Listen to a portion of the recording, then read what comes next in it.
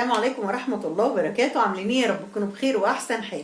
حيرة الاكل كل يوم، وهنفطر ايه في رمضان وهناكل ايه في رمضان. عايزين نخلص من المشكلة دي خالص، وننظم نفسنا وننظم وقتنا ونعمل جدول كده لاكل الاسبوع كله، ومجرد ما يخلص نبدأ نعمل برضو جدول للاسبوع اللي بعده.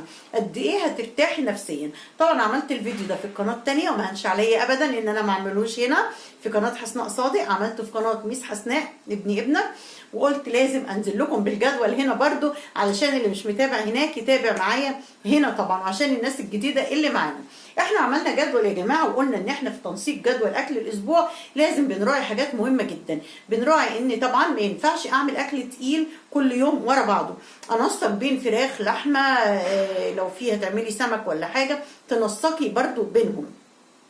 تحاولي تنوعي في الاكل على قد ما تقدري. طبعا احنا الاسبوع كله معلش هو يبقى فيه لحوم وفراخ طول الاسبوع، عشان ده طبعا اول اسبوع يعتبر في رمضان، فاحنا نستحمل كده مع بعض شويه. وجدول الاسبوع الجاي هيبقى مقتصد خالص ان شاء الله باذن الله.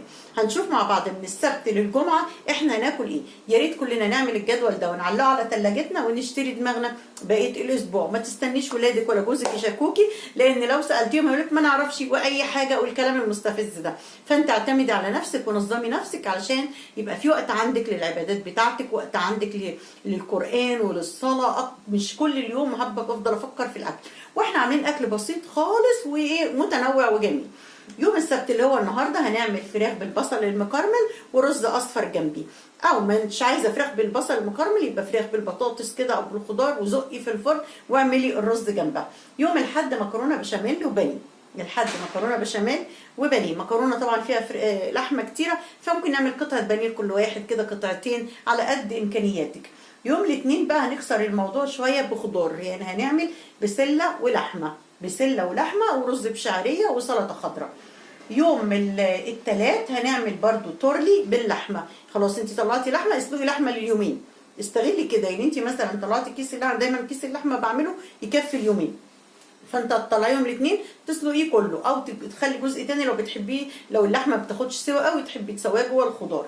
فانت هتطلعي كيس اللحمه لليومين، يوم او يوم الاثنين هيبقى بسله ولحمه ورز طبعا وسلطه، ويوم الثلاث تورلي باللحمه برده ورز وسلطه ولسان عصفور. يوم الاربع هنكسر بقى اللحوم شويه، هنعمل كبسه بالفراخ. كبسه السعودي بالفراخ دي طعمها حلو جدا وسهله جدا وسهله قوي قوي، وموجوده عندنا في كل مكان المكونات بتاعتها عند العطار، ومش غاليه خالص خالص.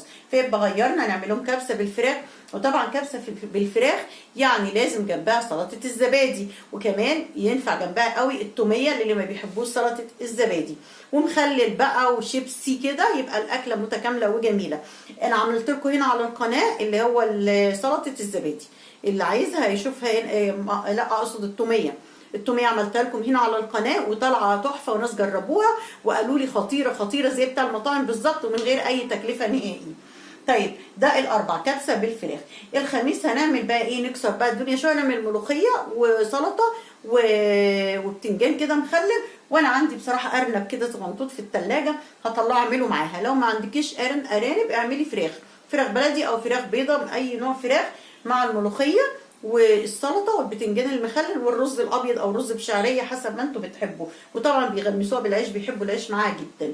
يوم الجمعه بقى ايه؟ نعمل حاجه كده سبيشال شويه، او تبقى واقفه شويه وتعب شويه، بس ايه احنا الاسبوع كله كان الدنيا تمام. هنعمل يوم الجمعه بقى ستريبس، الاكله اللي هي الفراخ المقرمشه. انا بحب اعملها ستريبس، اللي هي القطع الفراخ الصدور، وبقطعها شرايح زي الاستريبس كده، وبعملها بالدقيق وبالنشا. طريقتها سهله قوي، موجوده برده على اليوتيوب في كل مكان. هعمل ستريبس ولازم اعمل جنبيه كول سلو طبعا، واعمل جنبيه برده توميه، واعمل جنبيه بطاطس محمره لازم.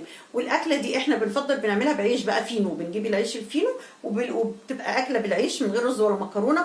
انت لو عندك اطفال اعملي جنبها رز اصفر، اي نوع رز اصفر او رز كنتاكي، برضو وصفاته موجوده على اليوتيوب بالهبل يعني، وسهل في تنفيذه جدا. فيوم الجمعه ده هيبقى يوم كده بقى ايه، الولاد هيحبوا القصه طبعا، وتجيبي بيبسي بقى والقصص دي. فطبعا هم بيحبوا الاكله دي قوي قوي قوي، بيستنوها يعني.